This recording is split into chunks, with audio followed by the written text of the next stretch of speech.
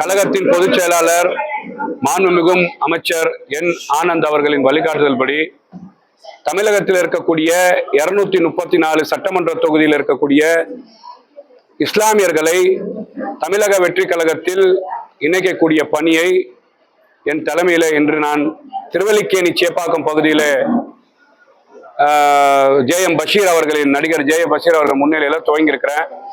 தொடர்ச்சியாக தமிழ்நாட்டில் இருக்கக்கூடிய அத்தனை பகுதியிலையும் நீங்க இருக்கு ஆற்காடு, ஆம்பூர், கடையநல்லூர், தென்காசி போன்ற பகுதியில தமிழக வெற்றி கழகத்தில் இணையக்கூடிய இஸ்லாமியர்களை பார்ட்டியில் இணைக்கிறதுக்கான வேலையை நாங்க தொடங்கி இருக்கிறோம். முறையாக இன்றைய தினம் இன்றிலிருந்து ஆரம்பிச்சிருக்கிறோம். இந்த திருவல்லிக்கேணி சேப்பாக்கம் இன்னைக்கு நாங்க இங்க குறிப்பாக இஸ்லாமியர் அதிகமா வாழக்கூடிய பகுதியா இந்த பகுதி பார்க்கப்படுது. ஏற்கனவே கடந்த காலத்துல திருவல்லிக்கேணி ஒரு தொகுதியா இருந்தது, சேப்பாக்கம் ஒரு தொகுதியா இருந்தது.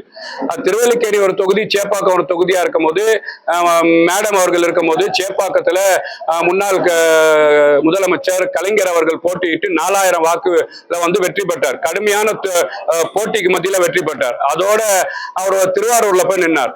அப்ப தமிழ்நாட்டில் இருக்க இங்க சேப்பாக்கத்தில் இருக்கக்கூடிய இஸ்லாமியர் தொகுதியாக சேப்பாக்கம் தொகுதி களத்துல இருக்கும் போது நீங்க ஒரு தொகுதி வரையறைன்ற பேர்ல இங்க இருக்கக்கூடிய திருவல்லிக்கேணியும் சேப்பாக்கையும் ஒன்றாக இணைத்து விட்டு இவர்கள் குளிர் காய்வதற்காக திருவல்லிக்கேணி சேப்பாக்கத்துல அவங்க ஏன்னா 1000 விளக்கு உசேன் இந்த பகுதியில் ஜெயிச்சிருக்கிறார். திருவல்லிக்கேணி சேப்பாக்கம் தொகுதி அந்த மாதிரி தொகுதியாவே பார்க்கப்படுது.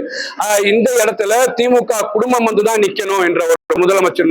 இன்னைக்கு இருக்கக்கூடிய துணை முதலமைச்சராக இருந்த எதிர்கட்சி தலைவர் இருக்கக்கூடிய உதயநிதி இந்த பகுதியில சட்டமன்ற உறுப்பினராக இருக்கிறார். முறையாக இங்க இருக்க தமிழ்நாட்டில் இருக்கக்கூடிய இங்க பகுதியில் இருக்கக்கூடிய எல்லாருமே தமிழக வெற்றி கழகத்தில் இணையறாங்க. அப்ப இஸ்லாமிய மக்களை இணைக்கணும்னு சொல்லி இந்த இடத்துல இந்த பகுதியில நான் இந்த பகுதியிலேயே வளர்ந்தவன், இந்த பகுதியிலேயே வாழ்ந்தவன், அந்த அடிப்படையில நீ திருவல்லிக்கேணி சேப்பாக்கம் பகுதியில் இந்த நிகழ்ச்சியை வந்து ஆரம்பிச்சேன். உதயநிதி ஸ்டாலின் அரசு பண்ணிருக்காங்க சார். உதயநிதி ஸ்டாலின் பேசிய வார்த்தை என்ன நான் கேட்கிறேன். திமுகக்கே இதே வேலையான்னு கேட்கிறேன். நீங்க உங்களுக்கு ஒரு வாயெல்லாம் உங்களுக்கு வந்து நாக்குல எலும்பு இல்லையா? நாக்கெல்லாம் கூசாதா? ஏன் தொடர்ச்சியாகவே பெண்களை வந்து இழிவுபடுத்தக்கூடிய, கடவுள்களை இழிவுபடுத்தக்கூடிய வேலையை திமுக செய்யறாங்க? நீங்க பொன்மடி என்ன பேசினாரு? இப்படி போடலாமா இப்படி போடலாமான்னு பேசுறாரு. திமுக இருக்கக்கூடிய தலைமை கழக பேச்சாளர் என்ன பேசுறாரு? இஸ்லாமியர்களை எச்சச்சோறுன்னு பேசுறாரு. நீங்க திமுகவோட வரலாறு தீப்பொறி ஆறுமுகம் போன்றவர்கள், வெற்றி கொண்டான் போன்றவர்கள், இங்க இருக்கக்கூடிய சிவாஜி கிருஷ்ணமூர்த்தி போன்றவர்கள் அதன் வளர்ச்சியில இன்னைக்கு நாட்டோட எதிர்கட்சி தலைவர் பேசுறாருன்னு சொன்னா கொஞ்சம் கூட வெக்கம் இல்லையா? எதை பத்தி பேசணும்? நீங்க வாயில வர்றது எல்லாம் பேசுறீங்களா? நீங்க பெண்களை வந்து ஓசி பஸ் சொல்வதும், லிப்டிக் போடுவேன்னு சொல்வதும், நீங்க வந்து பாத்தீங்கன்னா பாய் ஃப்ரெண்டை கூட்டிட்டு போவோம்னு சொல்வதும், இன்னைக்கு ஒரு பெண்ணை வந்து கொச்சையாக பின்னா சார். இன்னைக்கு தமிழ்நாட்டுல நீராதார பிரச்சனை சார், தமிழ்நாட்டுக்கு முக்கியமான பிரச்சனை. அந்த முக்கியமான பிரச்சனையை வச்சு நீங்க ஒரு ஆர்ப்பாட்டமோ போராட்டமோ பண்றீங்க. அந்த போராட்டத்துல நீங்க கவனம் செலுத்தணும். இன்னைக்கு கடவுளே எங்க பின்னாடி இருக்காங்கன்னு காவிரி தண்ணி தமிழ்நாட்டுக்கு வந்திருக்கு.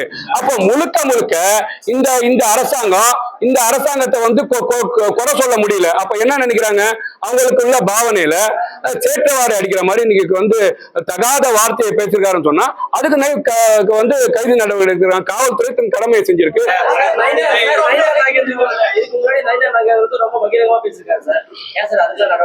சார் இவர் பேசின வார்த்தை நீங்க கொஞ்சம் கேட்டீங்களா?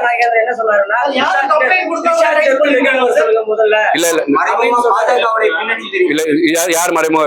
திமுக தானே மறைமுக பாஜக பின்னணி. திமுக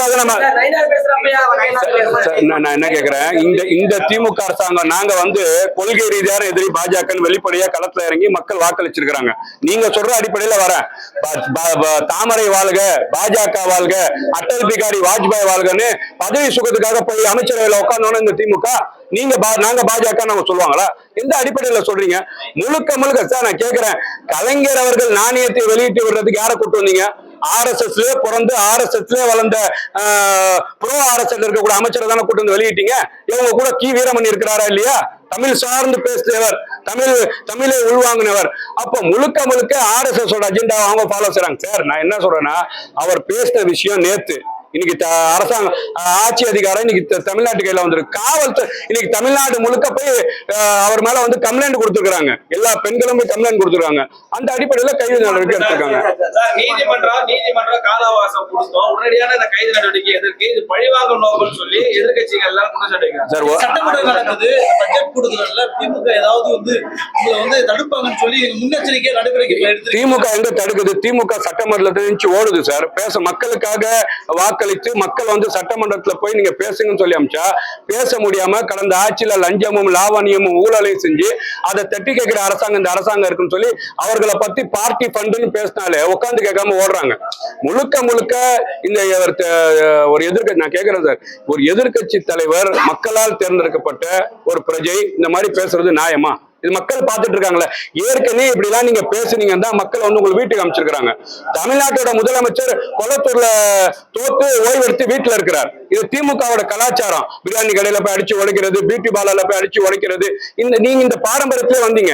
இதெல்லாம் மக்கள் பார்த்து இன்னைக்கு திமுக வேணான்னு முடிவு பண்ணிருக்காங்க. இன்னைக்கு தமிழக வெற்றிகளும் நல்லாட்சி தந்து மக்கள் தேர்ந்தெடுத்திருக்காங்க. மீண்டும் மீண்டும் திமுக செய்யறது மக்கள் மன்றத்துல இன்னும் அதல் அபாகாதல போகக்கூடிய சூழல் உருவாகும் திமுக காரங்க தெரிஞ்சுக்கணும்.